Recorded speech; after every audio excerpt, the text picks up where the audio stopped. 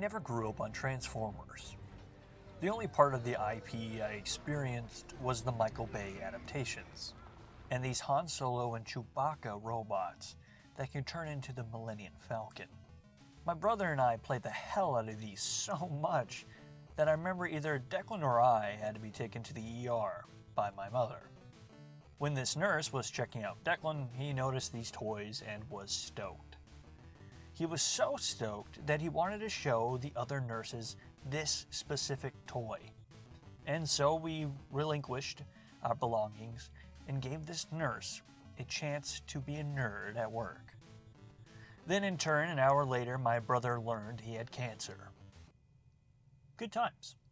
So looking back at it, it was the nerdiest thing I've ever seen, but I keep it as a fond memory. Then, when I was picking through my collection, I noticed 3 Transformer games I still haven't played, and wanted to see if they were gems or meant to be left to rust. So, let's see if the first hours of these games are engaging enough.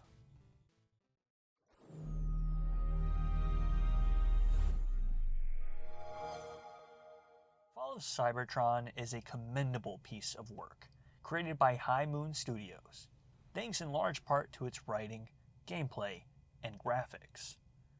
The game is a set sequel to the video game War on Cybertron. The story revolves around the Decepticons and Autobots fighting over control of their home planet for no apparent reason, but probably for world power. The story is very high concept, and not particularly grand in the narrative department, but it is grand in portraying the active tug of war that is erupting on the planet. It shows robots becoming scrap, some being sacrificed, and others fighting for freedom. All of this on top of explosions and cheesy dialogue. It was alive, and I loved being thrown in the midst of chaos. And with being thrown in, the game keeps you in a third-person perspective and plays how I feel the Warhammer Space Marine game would play. If you played recklessly, you would be punished. But it brought along good, consistent robot shootouts. And to be immersed in a shootout, you must believe the world is, well, believable. And you can clearly see what meal High Moon Studios cooked up. You can tell how they looked at designs from the 90s, but still added their own unique twists to capture the vibrant colors and epic retro feel. Though, I'm not a fan of the driving segments for this game. It feels pointless. It consists of driving from point A to point B. A masterclass in essential game design.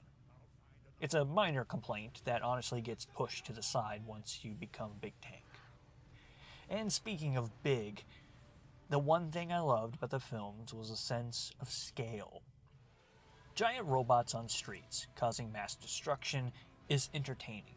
It's visceral. And I assumed the game wouldn't pull it off. But as I continued, I found it did. And even more with Metroplex. Listen, I am unsure if it's the nerd in me, but big-ass robots slapping the hell out of the bad guys is incredible. From Neon Genesis to Pacific Rim, bigger is better. And Metro does not disappoint. He spiced up the already crowded beginning 3 levels, and all just because he's a giant robot. Also, he kills Megatron. Overall, it's a game I recommend, even if I didn't finish it.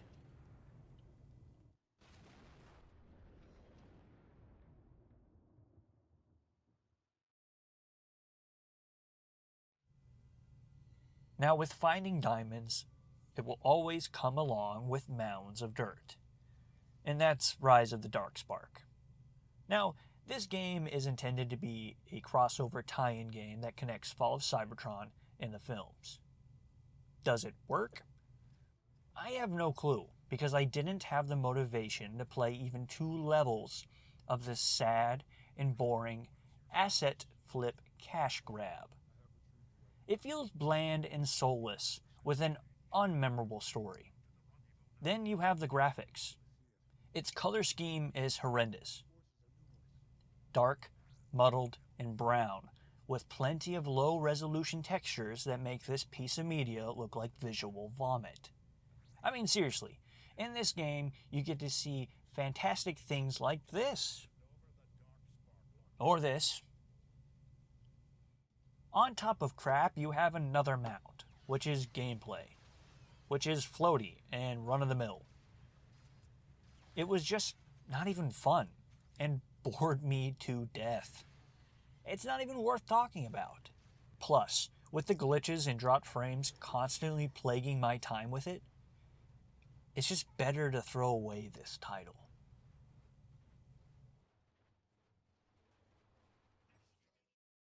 The good, the bad, and now to the ugly. Well, not ugly at all. Transformers Devastation was developed by Platinum Games and features a distinctive style. It's vibrant, flashy, with a distinct 90s cel shading look that screams original Transformers. The graphics are fantastic, and closely accompanying it is the gameplay.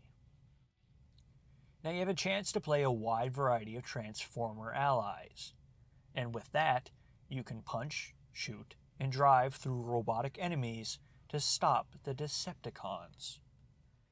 It's original and genre-defining. It's fast-paced, adrenaline-filled fun, with a story that isn't genre-defining, but has excellent characters. The writing was humorous, particularly in the names and how each voice actor took their roles extremely serious. It was cute and made me giggle consistently. It's an action fighter with charm. So, if you are a fan of the Transformers IP, give this one a shot.